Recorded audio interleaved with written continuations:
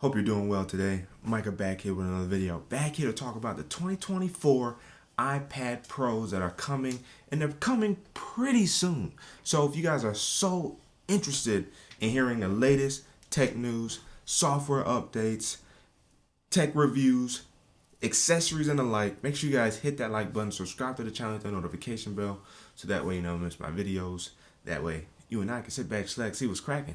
Now let's get into those leaked rumors and almost more or less confirmed reports with my trusty iPad Pro here. This is the latest 2022 M2 model, 1 TB beast that runs my workflow at home. We're gonna sit here and talk about some of the things that MacRumors has been able to put together since basically October. This article is from October. It outlines a lot, and so we're going to get into that. And as you guys can see here, but with my virtual iPad, I'm going to basically kind of show you guys some of the things that I'm talking about from this article. We're pretty much going to go from top to bottom, so let's get into it.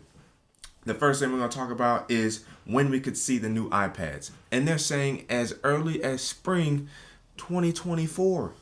What? That's literally like 5 months from now. Like, production seems to be ramping up here soon, like February, March time, and readily available by what, April, May? That is right around the corner when you think about it, especially the way time's been flying by, and not to mention that we are days away from 2024. Are we ready for the new iPads? We know with the 2022 model, they skipped out this year. This model was a nice little spec bump, but it wasn't really that drastic of a difference.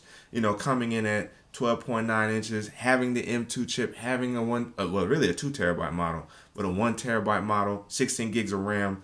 They really positioned this to be an alternative to the MacBook, and that's why I got it, because I like using it like this without a big keyboard having to be attached. So what are some of the other things and differences that we could see with the M3 iPad Pros? We're going to get into that later. Well, the first thing in terms of the redesigns is front-facing cameras moving to landscape mode. We know with this, front-facing camera is right here at the top, but being able to swip it to the side like that, appropriately having them here where a lot of tablets have gone, like Samsung and even Apple themselves with the 10th generation model. Why did they not do that with the 2022 model that came out that same, well, no, this one came out the year before, but why didn't they do that? Let me know down in the comment section below. Do you think that's a good transition for them to go from the top of the tablet to landscape, go from portrait to landscape? I think it's a great idea because a lot of us use these in landscape mode. I'm using it in tablet mode as a basically a high-tech notepad right now. But I think that's a good idea for them to finally move those cameras from portrait to landscape mode. The next thing we're going to see is that the back could be glass. Apple has been having trouble with this design, which is why we did not see it, if not this year, even with the 2022s, because of MacRumors' word, breakability. I love the fact that we all finding a way to use ability in tech language, right? You got Floss with razivity, you have me with handability, you got MacRumors with breakability, and that's what Apple has been struggling with when it comes to these iPads, is that back. You know we got this nice aluminum here. I believe it's aluminum. Aluminium. I think it is. Don't hold me to it. But having glass, or them enlarging the Apple logo to be bigger, since this is, I believe, glass. And why would they do that? Well, say no more. Because of MagSafe wireless charging. Yeah, something we have been pleading Apple to bring to the iPads. We know the iPhones have had MagSafe for a while. We all love it. MagSafe is even trying to take over the Android world. MagSafe is such a unique charging and accessory experience. We need that with the iPads. Now you have brands like a Pitaka that has magnetic cases that also incorporate charging. We know the iPads have these 3-pin connectors down here at the bottom, and what you would do is slap it in the Pitaka. I should have a video coming on that soon. But you would slap the case on it. This would connect to the case, which would then connect to their center charging piece, which then they would have a charging puck, much like a MagSafe charging puck, or a tablet stand that would turn the tablet virtually into a monitor. we've seen companies like Pataka take advantage of that, but it's time for Apple to take advantage of that and even come out with their own first party proprietary accessories. I mean, they know they would dominate if they did that, and it's probably a direction they may go if they do so. I hope it doesn't necessarily put out companies like a Pataka, but I think other brands would just also get more creative. And then, of course, the look, the feel, the additional colors, and all that type of stuff that will come in handy. But that is something that more or less will be coming with the iPad Pros. Now, whether or not we get the glass back remains to be seen, of course, but I believe Apple, according to MacRumors, is definitely gung-ho on adding some form of wireless charging to the iPads, and I think that is a very good idea because it's about time. Like, whether or not it's something you could just stick it to, large, or some type of pad that you could lay it on and it could charge. That's even a smart thing there. And then, you may be more inclined to not have this in a case because you can just boop bop just like that. Or having a nice case, of course, that of course includes MagSafe charging or does not prohibit it from working or prevent it from working, where you could then do that. I think that is a very, very smart play for Apple to finally bring that to the iPads, and why not with the iPad Pros. Now, with wireless charging may come reverse wireless charging, meaning you can charge potentially your iPhone or some AirPods. Of course, your Apple Pencil can already charge with the iPad Pros, but think about the little accessories that we have that could then be accessories or tech that we have that could then be reverse wirelessly charged via the tablet. And since this has a bigger battery, it makes more sense to reverse wireless charge with the tablet than even the likes of our phones. So definitely good to see wireless charging. Seems like is more or less confirmed to be coming with the 2024 iPad Pros, something that we hope to definitely see. And now, the insides will be redesigned, will be gutted up, and redesigned to house the 3nm chip architecture, you know what I'm saying? M3 chip coming to the iPad Pro. We've seen the M1 chip in the 2018 model. We've seen the M2 in the 22 model. Or if I'm not right there, the 2021 model had M1, 2022 had M2.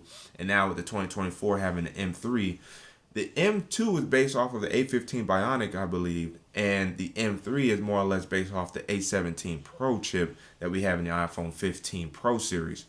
The M3 is going to be a game changer for the iPad Pro. I've actually changed my position on that because when you think about it, we definitely need more powerful chips, right? And when you look at how the M3 line has been performing this year, since they've only been out for a short period of time, they have performed very, very well. Not to say the M2 didn't, but the M2 felt like a slight bump from M1, but M1 was so revolutionary that M2 kind of just fell by the wayside. M3 is where we're going to see more of that change, and we know with the graphical performance and performance overall in terms of efficiency, performance, battery life, gaming, the iPads need that. That's something I've been doing on this iPad, doing a lot more gaming, and I have been enjoying it because this big screen is lovely. It's very, very lovely.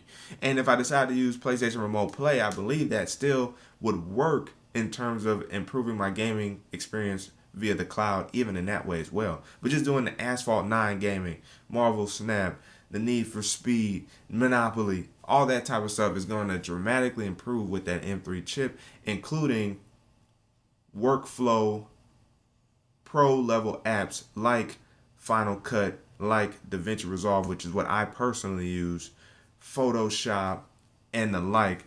M3 will definitely bring a level of improvement, a high level improvement to those apps. And that's something I think I'm really looking forward to because I notice and see where the M2 chip struggles with DaVinci. And I think that more or less could be with DaVinci still optimizing the app for the tablet experience in terms of still being able to edit while having effects applied. It's stuff like that that makes it hard to apply effects or even try to replay to make sure the effect is taking place the way you want to. It just completely bottlenecks and hicks up in that way when trying to do a little bit more advanced editing. So I think the M3 chip would definitely help with that. along the lines of DaVinci or Blackmagic rather, continuing to improve the app for the tablet experience. It's essentially a desktop app now available on the iPad, and the M3 chip will be a game changer. Now, along with that chip comes with potential new storage options. 128 gigs may be finally dropped off, with 256 gigs being the minimum. And we know that the iPads have a 2 terabyte model, but rumor has it that we could see a 4 terabyte model. Did you hear me? I said a 4 terabyte model. What? Oh my goodness. Now we know with the you could argue 128, 256, 512, you get 8 gigs of RAM, but with the 1 terabyte and the 2 terabyte models, you get 16 gigs of RAM.